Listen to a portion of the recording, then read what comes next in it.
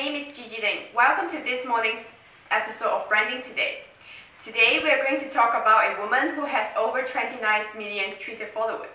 She's married to one of the most famous rap musicians. And recently she managed to break the internet with a picture of her butt. Indeed, there are a few people who know how to manage their personal brand, as well as Kim Kardashian. We have two marketing and brand experts with us this morning, who is going to take us through Kim Kardashian's branding journey. First up is Frank Lee, Editor-in-Chief for Marketing Week. Welcome to the show, Frank. Thanks for having me. So glad to be here today. So today we are going to discuss the incredible phenomenon that is Kim Kardashian. She started out as a Paris Hilton stylist and has become a well-known celebrity in her own way. But how did she do it, Frank? You are going to explain how she managed to create a multi-million brand. Yes, that's right. So what do you perceive to be the source of Kim Kardashian's brand equity? Well, brand equity essentially consists of two elements, brand awareness and brand associations. In terms of Kim Kardashian's brand awareness, a survey was conducted by Imperial College Business School students, which revealed the brand's levels of recall and recognition.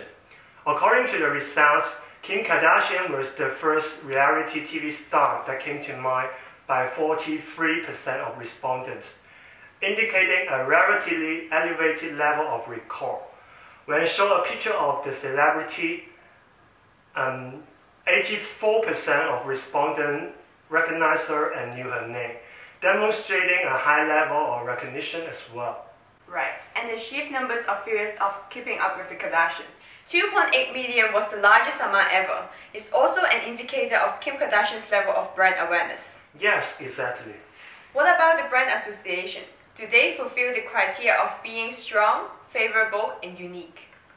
Well, the Kim K brand evokes a lot of strong positive associations, such as beauty, fashion, and sex appeal, and also family, because they play an integral role in her life and success. And as you may know, she recently started her own family.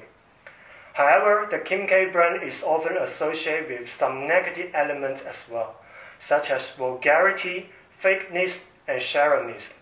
This association can be considered strong and unique. However, the fact that they are often negative will decrease her brand equity. I read Professor Ken's publication on the customer-based brand equity model. How would you analyze the Kim Kardashian's brand according to this model? Well, the concept behind the Ken's brand equity model is quite simple. In order to build a strong brand, you must share how customers think and feel about your products. And this can be done by following the 4 steps of the brand equity pyramid. The first is to create an identity which comprises of depth and breadth of brand awareness. As mentioned, the Kim K brand has a lot of depth but not much breadth. People know who she is, but they only associate her brand with certain specific categories such as beauty and fashion. Step 2 is all about communicating and identifying what your brand is and what it stands for. And here, Kim Kardashian used the emotional route. In terms of step 3, customers mainly respond to the brand with feelings rather than judgment. Finally, I believe that the Kim K brand has achieved the highest level of the pyramid, which is brand resonance. The brand has behavioral loyalty as millions of people watch the show every week, and the brand has active engagement and a sense of community with millions of people following her and discussing her issues on social media. And her fans will have attitudinal attachment to the brand as well. It is clear that the Kim Kardashian brand consists of many different elements. What would you say are the brand's dimensions of differentiation? Oh, yeah. Both Kim Kardashian's core brand asset and brand identity are her physical beauty, which is why she would not leave her house without being perfectly dressed and groomed. Her body is a symbol to be consumed by the public and from which she also gains economic value. The brand's expected layer comes in the form of her brand extensions such as the Kardashian clothing and makeup lines. Finally, at the augmented layer, the brand represents the pinnacle value of American-style capitalism, which includes opportunism, effortless celebrity, obsession with wealth and image, and above all, making a fortune doing nothing useful. Thank you for this insightful analysis, Frank. We'll be right back with Lauren Davis, Senior Analyst at BBDO Media Agency. Thank you.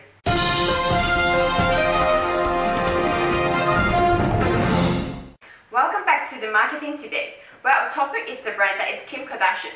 With us is Lauren Davis from BBDO Media Agency. Lauren, nowadays, our means of communication are endless. What vehicles does Kim Kardashian use to communicate her brand? Well, a vehicle that plays an integral role in Kim K's branding is social media. The objective of Kim K's communications is to remind consumers of her brand continually. So by posting images on Instagram and by tweeting on a daily basis, she always stays top of consumers' minds. And even though social media is vital for Kim Kardashian's branding strategy, she's also managed to utilize mass media vehicles such as TV and magazines very effectively. In fact, it is the way these different channels are integrated that creates a successful communication strategy for her brand, which is both rich and has reach. For instance, every Sunday, a new episode of The Kardashians airs on E! Prior to that, every single member of the Kardashian family posts a promo for the episode on their Instagram channels. I know that brands often leverage associations to increase the appeal and equity. Has Kim Kardashian done something similar? Absolutely. In fact, Kim Kardashian is a prime example when it comes to leveraging secondary brand associations. To start her career, Kim Kardashian leveraged associations with other celebrities in order to generate awareness of her own brand.